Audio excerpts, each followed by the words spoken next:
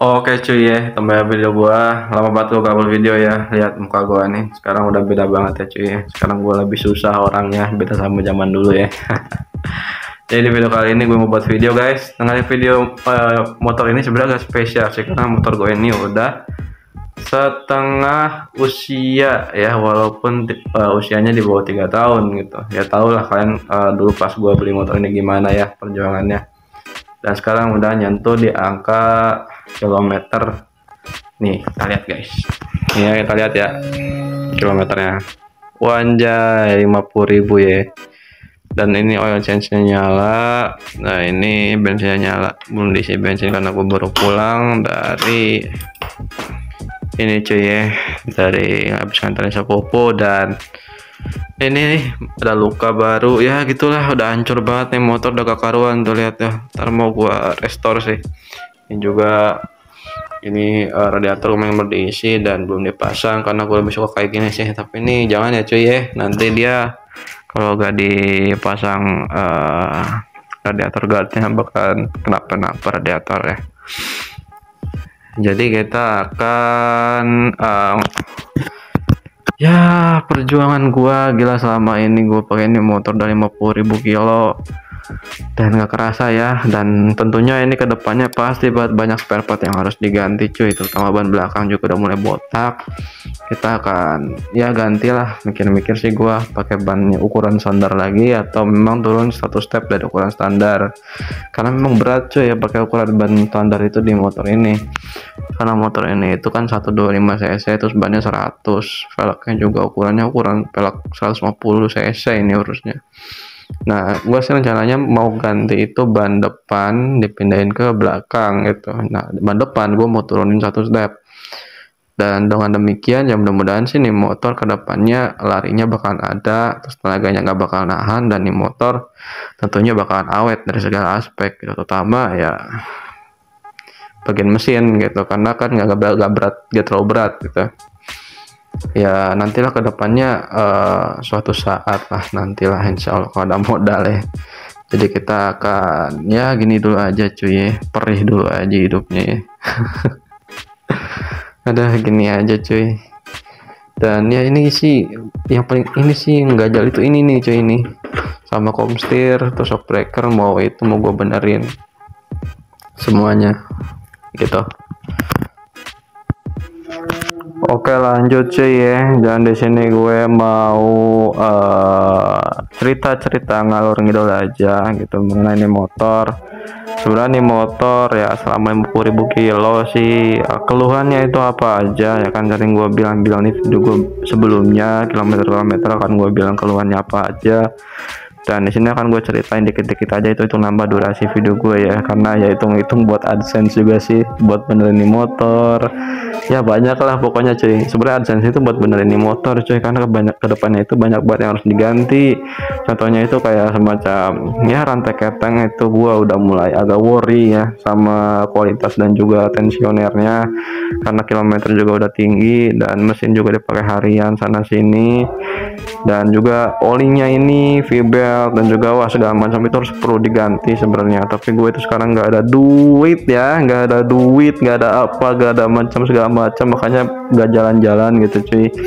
Dan itulah mengapa gue buat video seperti itu, karena memang untuk ngumpulin AdSense buat benerin motor cuy. Jadi gue ya nggak cukup lah penghasilan gue untuk benerin motor, karena ya banyak kebutuhan gue yang lainnya juga cuy. Dan jujur sebenarnya gue itu sekarang itu pengen nih motor itu ya sehat fresh seperti sedia kala lagi gitu. Gue gak mau yang namanya motor ini itu gak banyak yang gue rasain dari hal jeleknya, karena memang ya kualitasnya memang untuk motor-motor zaman sekarang sih gue kayaknya gacha sih, gue dapat motor yang lumayan bagus yang bisa tahan sampai 50.000 kilo gak ada masalah. Dan kemarin itu cerita ya, itu motornya itu sempat overheat sekali, itu sekali doang cuy selama 50.000 kilo ya. Jadi overheat itu apa karena kebodohan gue sendiri cuy. Jadi di sini itu reservoirnya kan, ada reservoir radiator di sini, tabung penampungan reservoir. Nah di sini itu dia itu udah surut airnya, jadi airnya habis, air radiatornya. Dan gue gak ngerti juga ini air radiatornya bocor karena apa gitu, mungkin karena bocor di bagian tutupnya atau di bagian apa, karena memang setelah gua buka olinya ya, oli mesinnya itu nggak kenapa-napa cuy. Amit-amit jangan sampai olinya itu nyebrang ke air radiator gitu, begitupun sebaliknya. Karena memang kalau misalnya seperti itu, wah itu masalahnya ribet, itu masalahnya di blockhead sama di blok pistonnya gitu. Jadi ya alhamdulillah ini aman-aman aja selama 50.000 kilo gua pakai gitu, dan mudah-mudahan sih nggak kenapa-napa ke depannya. Dan tentunya ini gak nutup kemungkinan juga motornya itu semua terus dirawat sepenuhnya gitu loh. Jadi nggak harus nunggu rusaknya, jadi benar dirawat cuy. Nah kemudian shock depannya ini dia udah mulai jedak-jeduk. Kalau misalkan dia itu ada di lubang ya, jedak gitu. Nah itu kasar banget cuy. Begitu sama shock belakangnya. Jadi shock belakangnya itu dia mantul-mantul cuy ya, karena kualitas ya gua gak ngerti lagi sih sama kualitasnya. Ya maklum juga sih, kilometer dari 50.000 kilo kan. Dan untuk kontak ya, bagi kalian yang punya Vario Gen 2 ya, yang KZR sebelumnya yang kunci manual, kalian ngerasain nggak di sini itu dia itu pas dimasukin dia itu agak kasar gitu, jadi kayak susah banget buat dinyalain. Tapi itu nggak apa-apa cuy ya, itu hanya kesalahan sistem mekanis yang memang udah terlalu seret. Jadi kalian itu cukup pakai chain loop atau apa segala macam, itu udah sembuh. Tapi gue gak tahu yang keyless ya itu gimana sistemnya, karena itu sistemnya udah elektronikal semua. Dan kedepannya bang ganti gak sih ke keyless ya, rencana sih pengen ganti, tapi ya modalnya gue gak tahu nanti lah. Yang penting motornya tersebut ya normal seperti sedia kala lagi, dan semuanya itu berjalan dengan mulus dan tanpa ada hambatan sama sekali cuy. Ya begitulah selama 50.000 kilo gua rasain. Dan juga penyakit umum dari motor Vario ini sebenarnya itu banyak gitu, dari interior dan eksterior ya pasti ada gitu. Tapi yang gua rasain, yang gua pakai itu di bagian komstir pastinya. Jadi komstirnya itu dia itu kayak kiri kanan nggak jelas cuy, kiri kanan gitu. Jadi meskipun dikencangin juga pasti nggak bakal awet. Dan udahlah gue gini-gini aja gitu ya, mau gimana lagi motor itu gini. Dan nilai plusnya dari motor ini itu sebenarnya motor irit parah cuy ya. Jadi kalau misalkan hitung di MI di sini nih, kita lihat nih 58,3 km per liter, itu tuh mana irit cuy ya, untuk sebuah motor injeksi 125 dengan bodi sebongsor ini. Biasanya mau kalian itu motornya itu bongsor tapi cc-nya kecil, gak ngejamin motor tersebut itu irit cuy. Karena kenapa? Karena bebannya itu berat, pasti ada usaha yang harus dikeluarin dari mesin tersebut, yaitu konsumsi bahan bakarnya. Tapi Vario ini yang gua lihat itu, yang gua rasain juga ya selama 50.000 kilo ini, dia itu enak-enak aja. Jadi nggak ada apa-apa cuy, nggak ada keluhan dari segala aspek manapun gitu ya. Ini irit banget gitu. Nah itu dia, makanya gua pengen ngecilin ban depan belakang lagi ke 1 step. Jadi itu masih masuk kategori standar safety ya, untuk berkendara di jalan umum gitu. Jadi gak terlalu kecil, dan itu masih enak dipakai akselerasi gitu.